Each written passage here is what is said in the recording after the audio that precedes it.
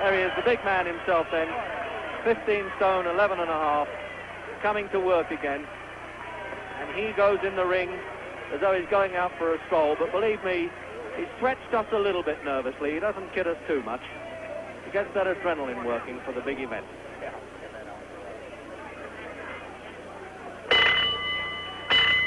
Ladies and gentlemen, once again, your judges at ringside, Tony Smersina, Wally Russ, Ilsen Stremmel. Timekeeper, Buzz Massa. Counting in the knockdown, Chris Schaller. Now for the main event of the evening, for the North American Heavyweight Championship, 12 rounds. Light heavyweight champion of the world from Albuquerque, New Mexico, weighing 180 pounds, the Duke City Destroyer, Bob Foster. Well, that's the new title that seems to have amused Foster, the Duke City Destroyer. He's really a highway patrolman in Albuquerque. And wearing white trunks, the former heavyweight champion of the world, the North American heavyweight champion from Cherry Hill, New Jersey, weighing 221 1/4 pounds, Muhammad Ali.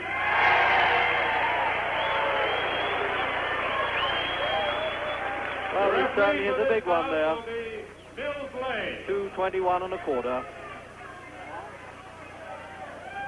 And the referee, Mills Lane, is a lawyer from Nevada, so he ought to be able to keep order okay.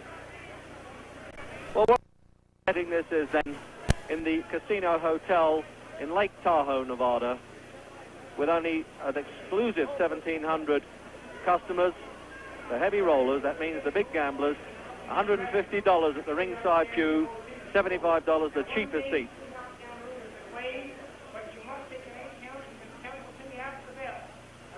Scores a knockdown, he must go to the furthest neutral corner, and if they don't lie, wave him back. You both understand that? Okay, good luck to both of you. Shake hands now. Come on, box. So the referee's instructions, and they've even altered them from come out fighting to come out boxing for this man, Ali, and also for Foster, because he can box a bit.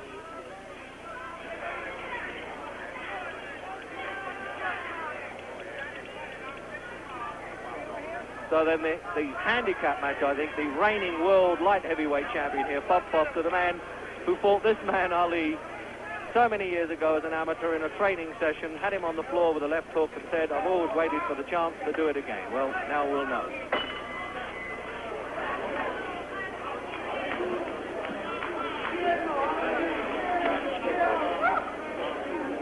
There's been a lot of talk about boxing in this altitude and whether Foster is better prepared for it as he lives at altitude, and he's been in training here long. But whatever way, I think it's a breathtaking scenery enough, and we hope for a breathtaking exhibition from both of them.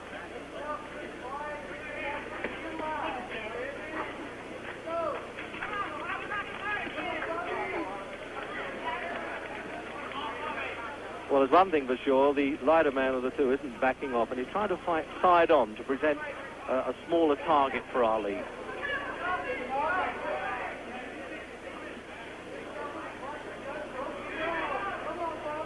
Well, Foster said he'd try and tee off, he'd try and set up Ali for the finishing punch.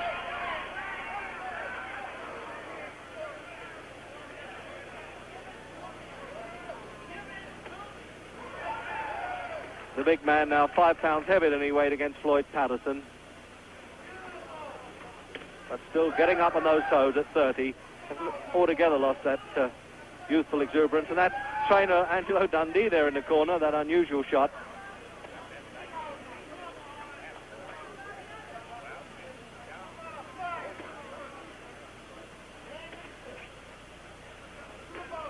Well, Foster is said to be able to match Ali for reach, but we haven't seen it yet because he hasn't been close enough.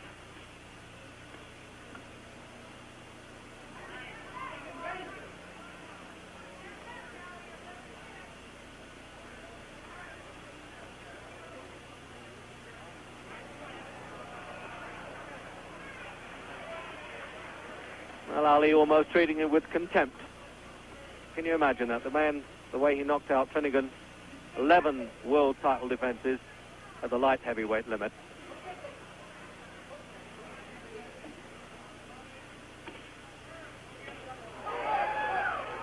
That was a sharp-looking left hook. He really teed off with that one, Ali. He wasn't fooling with that one.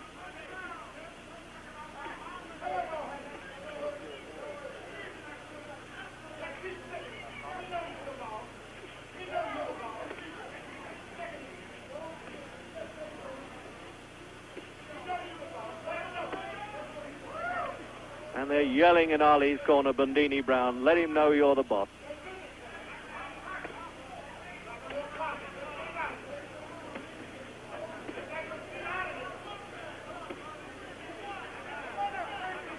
So we're then into the last 10 seconds of the opening round.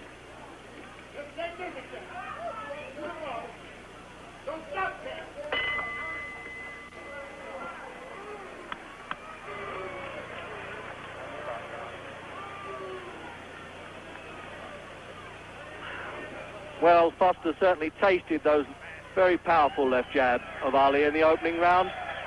And that whistling there, of course, is for the beauty who's coming in with the rounds board. Very distracting, I must say, not only for boxers, but for commentators as well. As I was saying before I was rudely interrupted, there's Ali there. Really looks as though he could doze off in the corner. What a fantastic man this is. He's now 30. Looks as though he could box forever. This is his 41st fight, and of course lost only one against Joe Frazier, and there was some dispute about that too.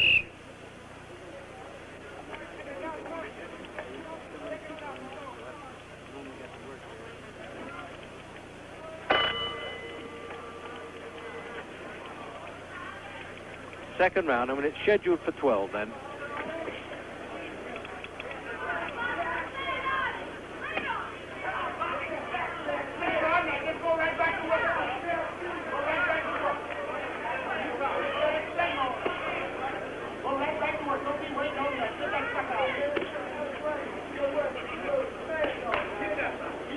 May look like flicking left hands, but I can assure you from close up, you can almost feel the thud of that as it hits Foster's face. That's a hard enough punch.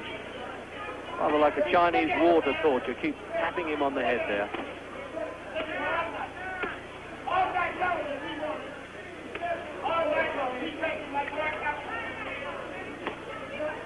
Certainly a lot of noise going on in Ali's corner there. I'm surprised that this lawyer referee doesn't call him to order a bit.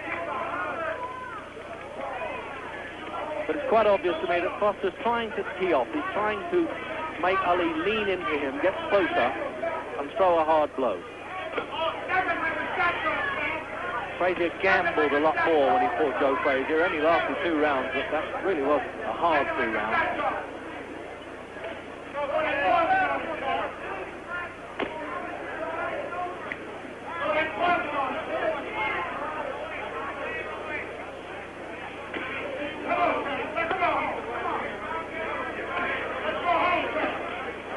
Foster trying to get a jab up back at him now. He's flicking it out a bit, trying to use his reach.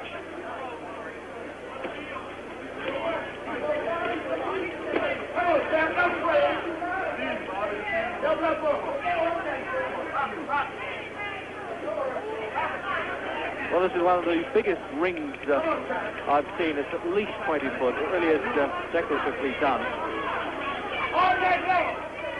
And they're not using it at all. It's very heavily padded, and I don't know whether they can use oxygen canisters in the corner, but I understand that the Nevada State Commission said no, it's dangerous, but they allowed them to use it in training to help with the altitude problem.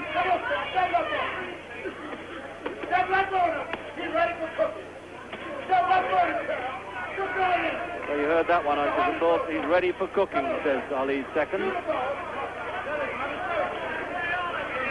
But the sheriff isn't giving up with this duel yet.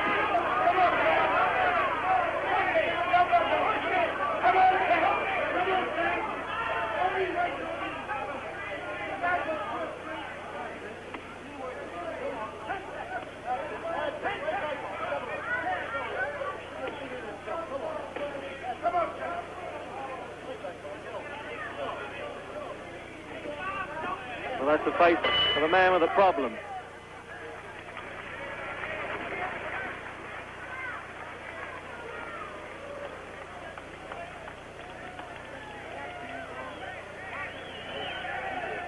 So a change of scenery now with the round girl.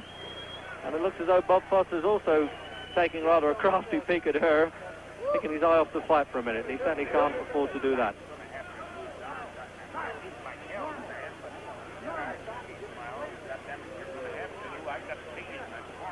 So this is the 10th fight Ali has had since he lost to Joe Frazier in 1971, and this keeps himself in shape the whole time, looking for that return. But he still hasn't scored a really clean-cut knockout since he was last champion in 1967 against Zora Foley, although Jürgen Blind did in fact get counted out, but it wasn't considered a clean knockout.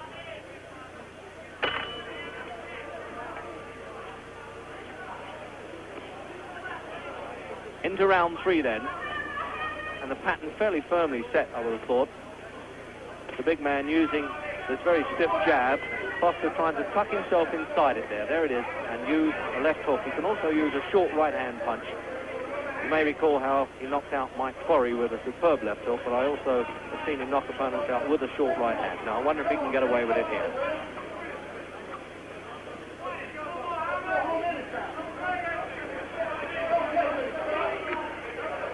Looks to me that the intimidating bit now by Ali. This is when he turns on that show a bit. Foster almost scared out of his life. He's patting him on the back. Can you imagine? This is a man who really rips heads off at the light heavyweight limit.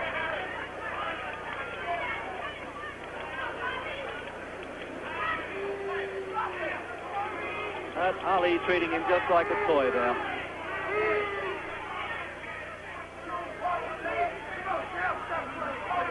And they're yelling in the corner, "Stop playing, champ, let's go." Well, in fact, he isn't a champ, although they've called him the North American champion for this one.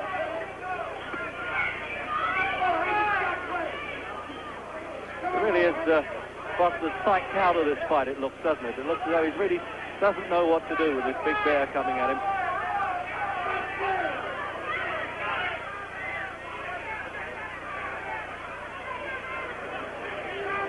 Well, he's got to do a bit better than this, Foster, for $125,000. He's entitled to fight until he drops.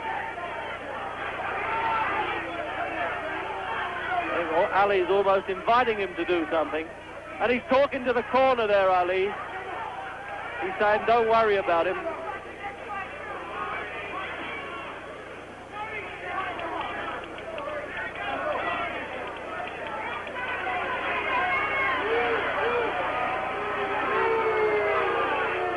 Like a father spanking a child. You couldn't believe that this man was the world light heavyweight champion, a very fearsome opponent in his own division. He really is humiliating Foster.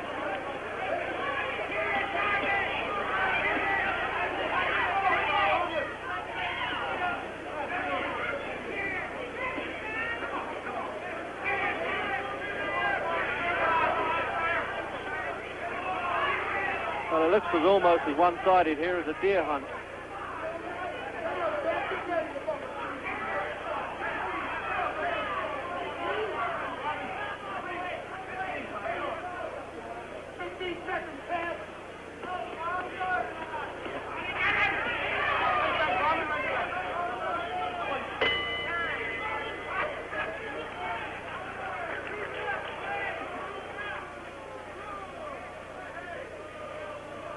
Well, you can hear this very high-paid audience here getting a bit restive there. They want to see a bit more from Ali.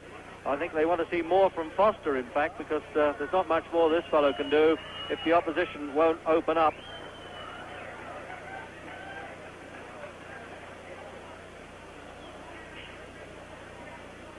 Foster, who won the light heavyweight title back in 1964. He knocked out Dick Tiger. He walked into Madison Square Garden with only 35 cents in his pocket and came out with a world championship. But it'll take a little bit better show than this for Foster to give this man any trouble at all.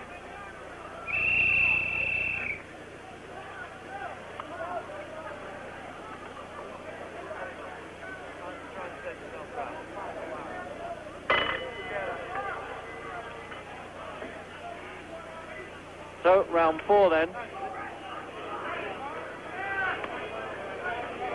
And I don't think there's any need for identification here. If you don't know Muhammad Ali, you must have been living in a cave.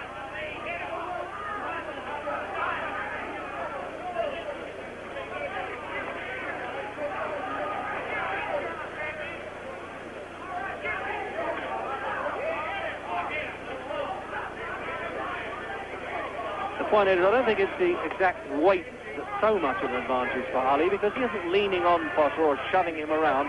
It's just sheer size and mastery. What do you know about that? A warning for a rabbit punch. Well, at least the referee got himself into the picture.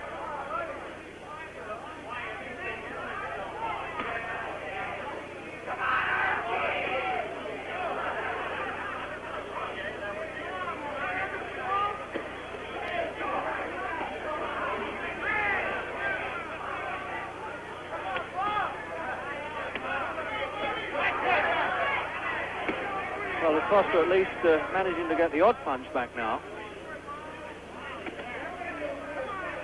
Been exercising that left hand of his on the southpaw one-armed bandits in this casino during training.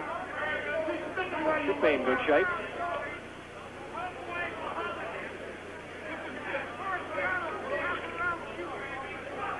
These two they really could fight in a phone booth, there's no doubt about it.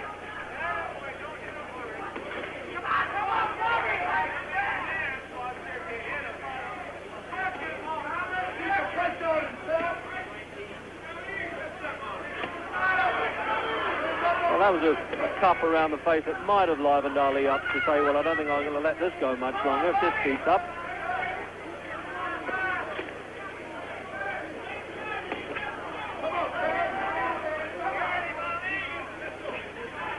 They've hardly moved out of that centre circle.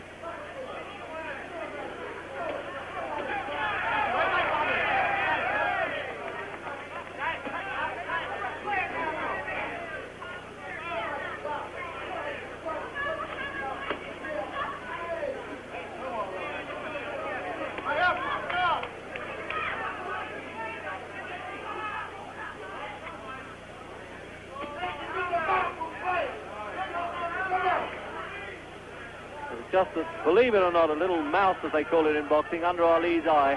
He has a swelling there. First time I've seen that pretty face ruffled, and I'm wondering how it happened.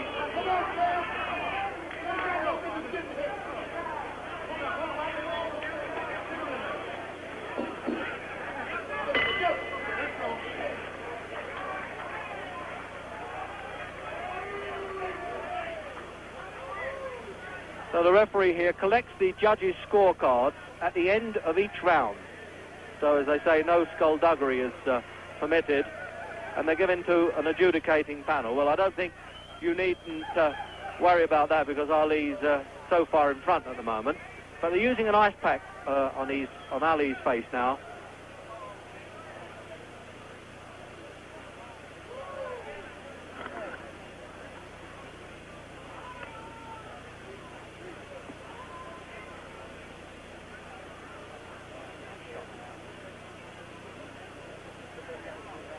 A bit of grease around Foster's face there to help him slip a few punches, I would think. And that's that conclave there in Ali's corner, with Angelo Dundee using that ice pack just to keep the swelling down it around Ali's left eye.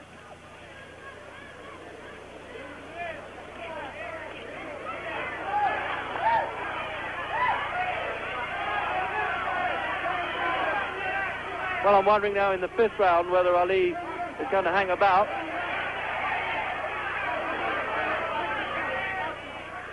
Well, it looks like they're going a bit now, doesn't it?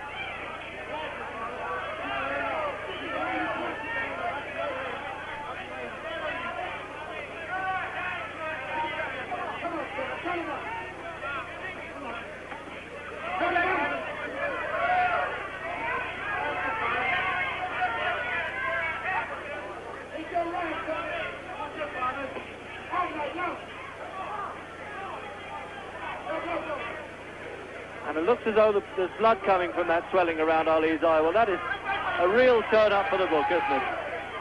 I think I must keep my eye on the referee. And what a finishing punch there It looks as though Ali really didn't enjoy his face being marked like that. They're going through the mandatory 8 count and pushing Ali to a neutral corner. This lawyer referee's making a whole thing about that. So at the first sign of blood, his own blood, Ali opened up.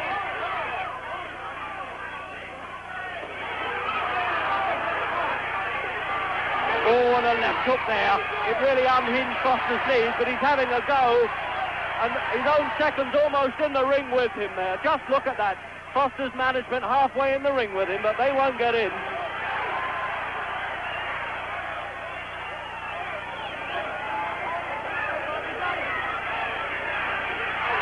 The setting here really is almost like a bare fist fight.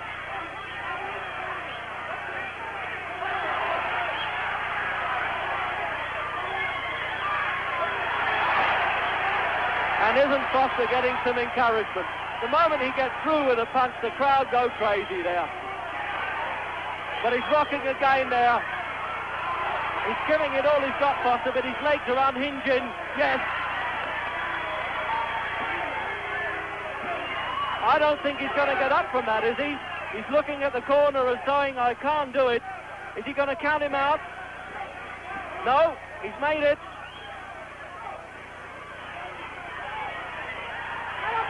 Almost trying to climb up Ali's leg there, the left hook. This is the third knockdown. They've waived the 3 knockdown rule in Nevada as we come up to the end of this round. Originally, if a man went down 3 times, they would stop the fight. But he might survive this round, Foster. I doubt it. Now the bell can't save him because the count will go on. And he's counting on the referee until he gets up.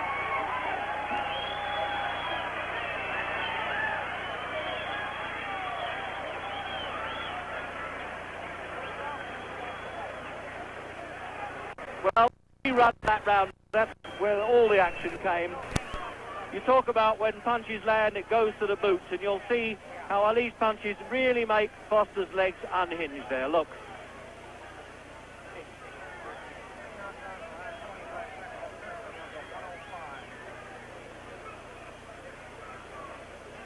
Well, I wonder if they can revive this man now. I think he does need the oxygen to pull himself together. He also needs to be able to fight a bit too.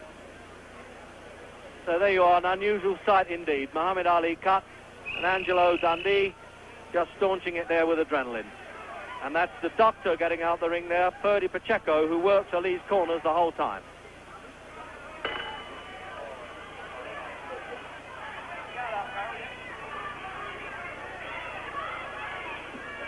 So round 6 now, with Foster well softened up in the fist.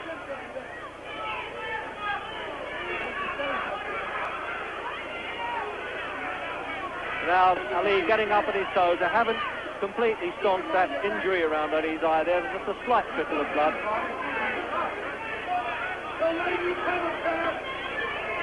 And this was the round now that Ali predicted at the weigh-in. Originally he said 8, and then he said this fellow started to jive, he'll fall in 5.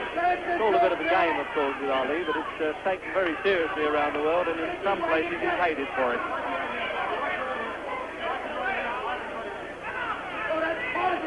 And up on his toes, we may even get the Ali shuffle going in a minute. Come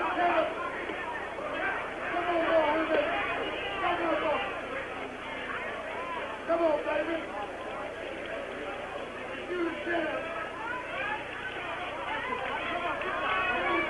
I think this is a bit of a show-off round now for Ali. He's getting up on his toes, working himself into good condition.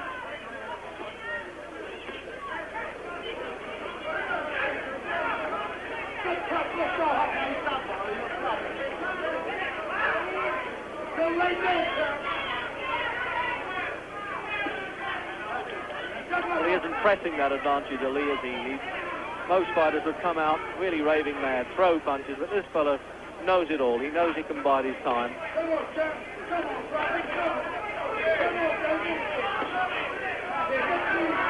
On the other hand, can you imagine what would happen if Foster teed off and landed a punch on Ali's chin? I think you could hear the roar around the world if that happened.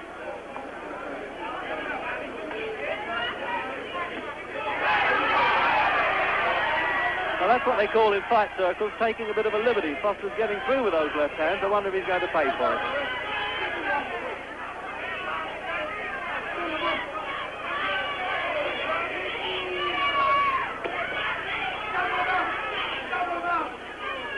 And they're yelling from Ali's corner now, double them up, means to use those punches in flurries.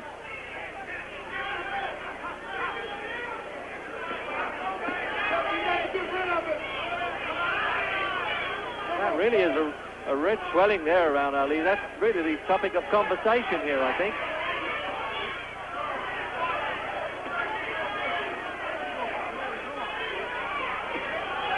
Those left hands, they really are suffering Foster up the whole time.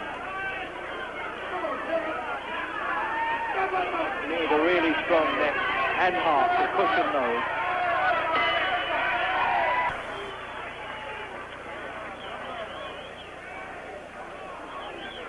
Well, I think that's, I was going to say, a unique sight there, an injury to Muhammad Ali. It shows that somebody has been hitting him, and it wasn't the referee. And they use these adrenaline swabs there, and of course Angelo Dundee is an expert here to patch up that wound, but it isn't serious at all. But I don't think Ali can afford to take any risk and allow Foster to catch him on it, because if it really got a bad cut, then he'd be in trouble.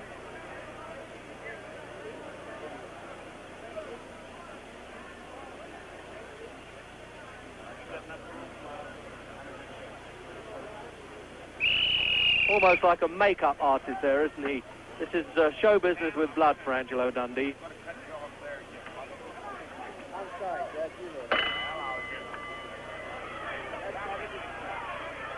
Into the seventh then.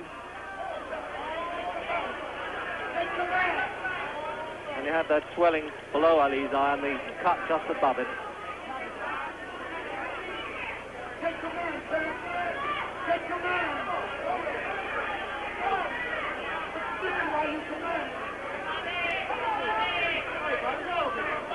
Very hard to work out what are Foster's tactics. Is he saying, I think Ali might tire a little bit, or is he saying, no, I don't want to get too near this fellow, I'll copy it again?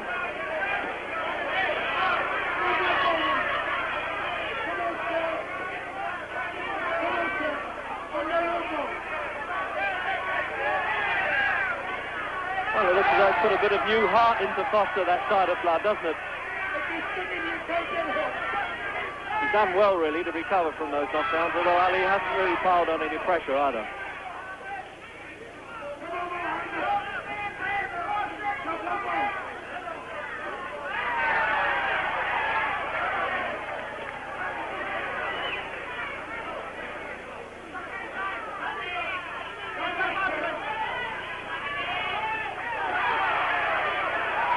Well, he played that right hand on Ali's eye all right. What encouragement. Anybody who gets through with a half a punch against this fellow gets all the encouragement in the world.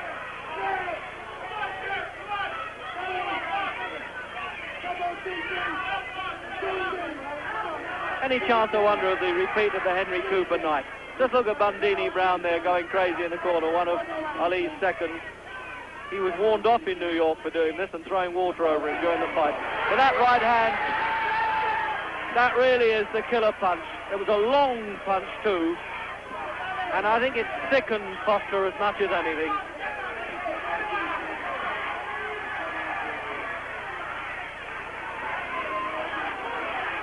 Looks as though he's going for the finish here, the payoff now.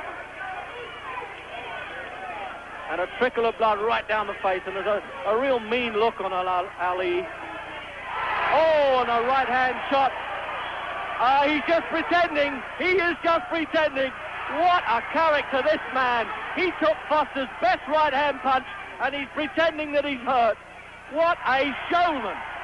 Look at that. The whole world will go crazy. They'll think that this fellow's going down. But take my word for it, I'm 3 feet away, and he's taking no notice. This must be surely one of the most unique fighters in heavyweight history. He took a punch full on the chin, he came back, and he just pummeled the life out of this man.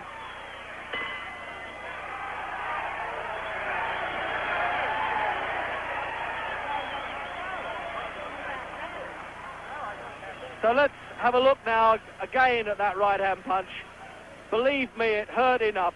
It thudded into Ali's chin, but he put on that show with the wobbly knees. He did that when Jerry Quarry caught him.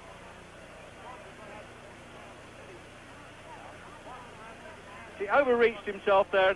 You don't see the right-hand punch, you just see the knockdown there, the final knockdown there of Foster. But he looks as though he thinks he's won it, doesn't he, Ali? And from a different angle, from above, you saw that shot. So believe me, that was no larking about.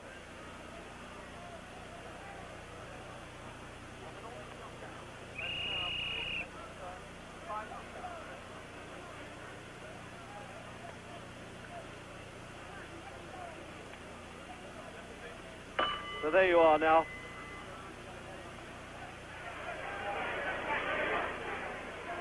So 8th round. And with Foster up and down like a yo-yo now.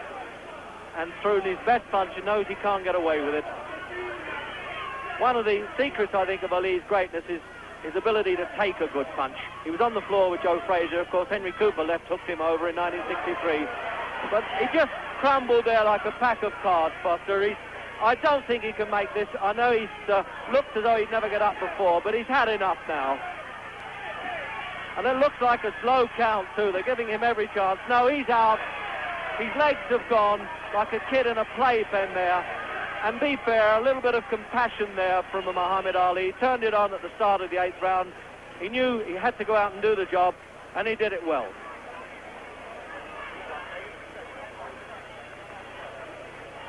So now, when he gets his best back, let's go and have a word with Muhammad Ali.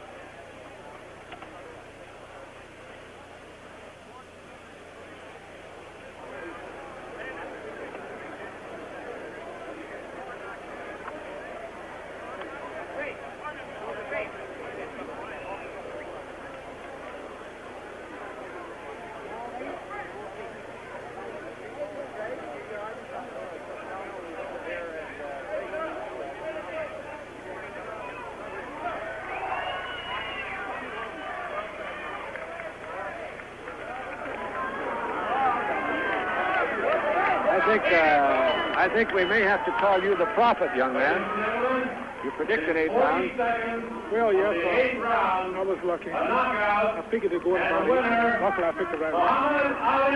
Ali, tell me about Foster. Now, that's the first time in all the fights that I've seen you in, and I've seen practically every one of your fights, that I've ever seen you cut. Yeah, I got cut and a little light bruise. He hit me with a glazed left hook. It wasn't solid, but it scraped me. But I'm human also, and 1 out of 300 fights ain't too bad. No, it certainly isn't. I want to say hello to my friend Major Copson, my wife Belinda, and Count and Ronnie and all my friends out there. And Bernie Powell, a great friend of mine, who I built my training camp in Deer Lake, Pennsylvania on his land. And all my friends and fans in Louisville, Kentucky. All right, now tell me this. Did the altitude, the 6,200 feet, affect you? Did you feel tired? Yeah, I hate to admit it, but I did. It looked as though you were working and laboring a little harder than usual. Yes, mostly flat-footed style. The prancing and the dancing and the punching would have been a little too much for me. Now tell me this, one punch tonight, the first left hook that set him down, do you think that was the start of it? Yes, naturally it was. It shook him, but not quite enough. When a man is dazed like that, the more he's hit, then the more easy it is for him to go down. Well, you certainly couldn't fault his courage. You knocked him down so many times, he constantly kept getting back up. Only be surprised. Champ, if we can, we would like to roll that left hook. See if we can back up our tape here now, so you have an opportunity to see it, and perhaps you can describe what's going on. Well, right now I'm just feeling him out. He's real tricky. I had to watch him. He didn't have the power. Only one part of the left hook, and a quick snap and left jab, which kept getting to me, as you see. But he didn't have the weight to follow through. The guy just caught him with a grazed right hand. I could do a lot of dancing, a lot of footwork, but he wasn't a Joe Frazier, Chuvalo type fighter where you have to keep moving away from him because he don't charge you too much. Well, now that was a long right that connected, and it appeared that extra power of yours, being a true heavyweight, really was the difference against the light heavyweight. Extra power helps a lot, right. Now, you got 41 pounds on him in terms of weight. As a light heavyweight, he also seemed to punch pretty well for that weight. So I'm glad I wasn't a light heavyweight, because if I was about his same weight, I think it'd been a lot of difference in the fight. I believe I would have won, but probably not as easy. Ali, you fought everybody that has come along. You have now taken the light heavyweight champion out of there. Where else do you go? What's the word on Frazier? Well, I'm fighting all the top contenders. Frazier's not actually doing too much right now. They forced him to take a fight, and still look like it might not come off, but they forced him to fight George Foreman. And the way he looked with Terry Downs and Ron Stander, hope he's in better shape for Foreman, because I want him to win, because I want one more shot at Joe Frazier. Well, the whole world wants to see that fight. Here is another knockdown on our backup. We'll back the tape up for you so you can see this one. Go ahead, take it over. Well, right now, I'm watching him because he comes up with that jab to the body, and I'm looking for that big hook to the head. He's throwing a lot of left jabs, and I just caught him with a solid right there. Surprised he could take as much as he did. Yeah, okay. Now caught him with a hook, another right, and that was it. No question about it, he couldn't get up from that one. Ali, at any time were you ever in doubt? Well, not really.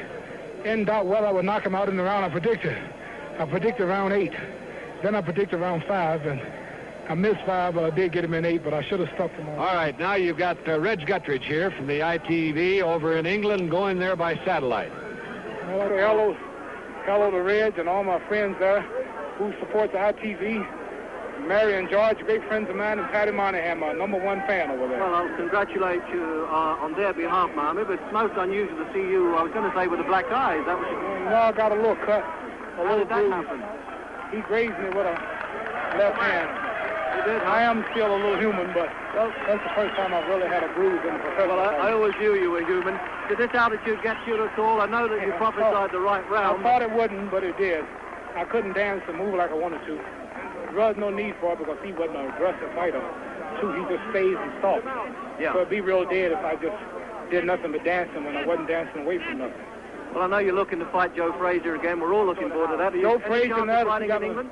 You have another Joe over there, Joe Buckner. Oh, they do? Yes. As soon as I clean up everything here in America, I'm being the real world champion. I can't let nobody control one of the rooms in my house, which is the world. I want to come to London and try that Joe Buckner. And he's nearly as pretty as you, isn't he? Yes, he told me he was prettier than me, and I have to change all of that. Ali, I want to fight him right there in London. Look forward to that. Thanks a lot, mate. So with that, then, you heard the great challenge from this most remarkable heavyweight. It's good night to you from State Line, Nevada.